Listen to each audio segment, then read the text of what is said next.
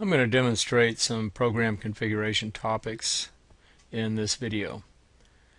To start with, we'll go ahead and link to a new database.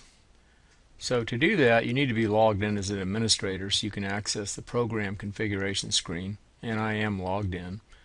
So I'll click on the program configuration, go to the configuration tab, and in the upper left corner here we have the connection string. Now this is a text string that's put together through the database connection wizard.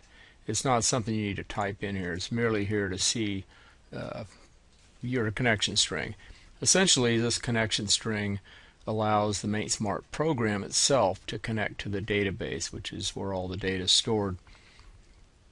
So I'm going to go ahead and change the database connection. So I'll click on Set Database Location. And it's asked me, sure, yes, I'm sure. And I will pick a SQL Server database. I'll leave this option as it is.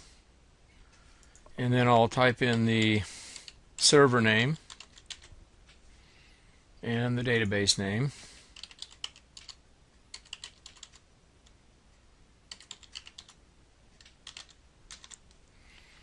And I'll click the test connection, and it's saying that it succeeded.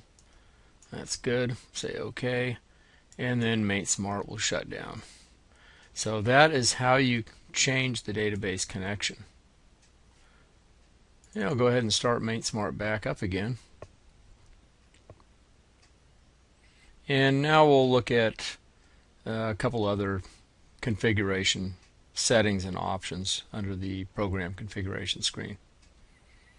So for the purposes of settings in MaintSmart, settings are stored either against the user ID, that's your login ID, or they could be stored against the plant if you have various plants set up, and I'm speaking of the top level of the equipment hierarchy, or they could be global settings that would affect everyone. So for the most part they are user settings. Okay, I'm going to go ahead and log in, and didn't like that login, so let's try it again. Let me get the screen centered.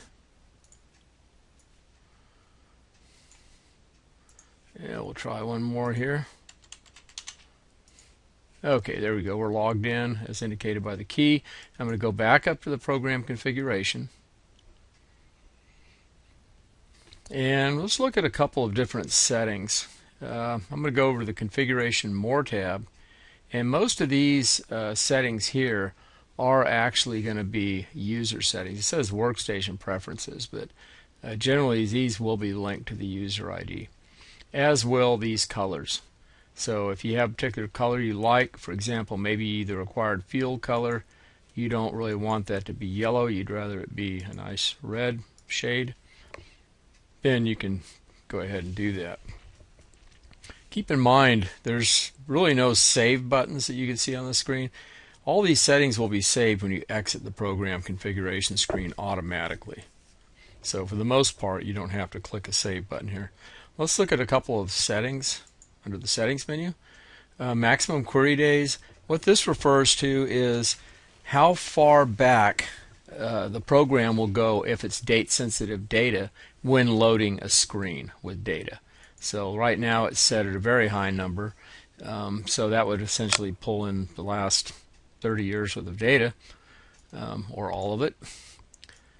If you wanted to set it to a lower number, like probably the most common would be 365 or maybe even 180, which would be 6 months worth of data, then when you opened a date sensitive screen like the PMs or the work orders or the parts usage screens, it would just display, for example, 6 months worth of data.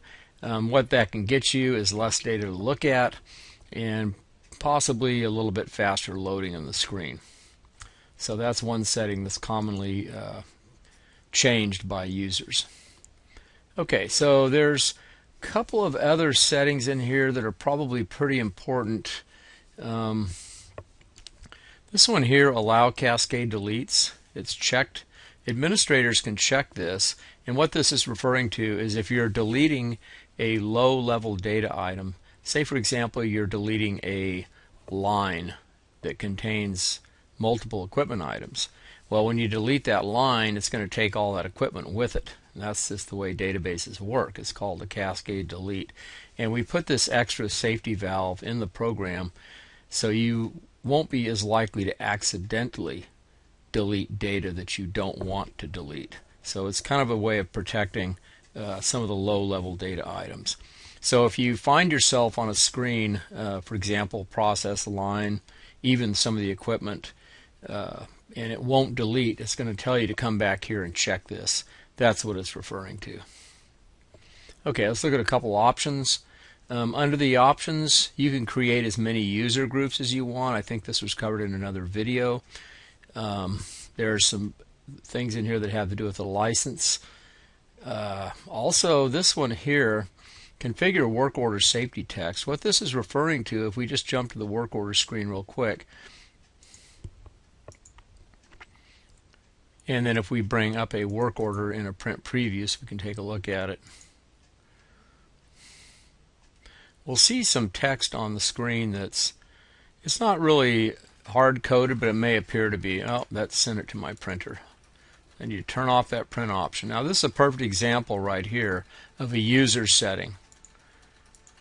Unbeknownst to me, these were already set, so we didn't get a print preview. We just got a print job sent straight to the printer. So we'll cancel that, and let's bring this up in a print preview so everyone can see it. Okay, here we go.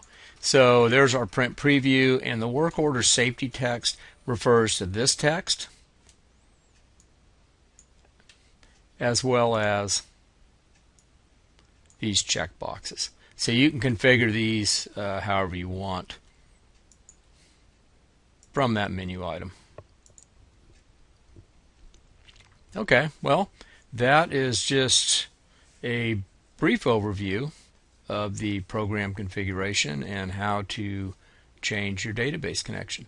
If you have further questions, be sure to contact us at sales@cmms-university.com.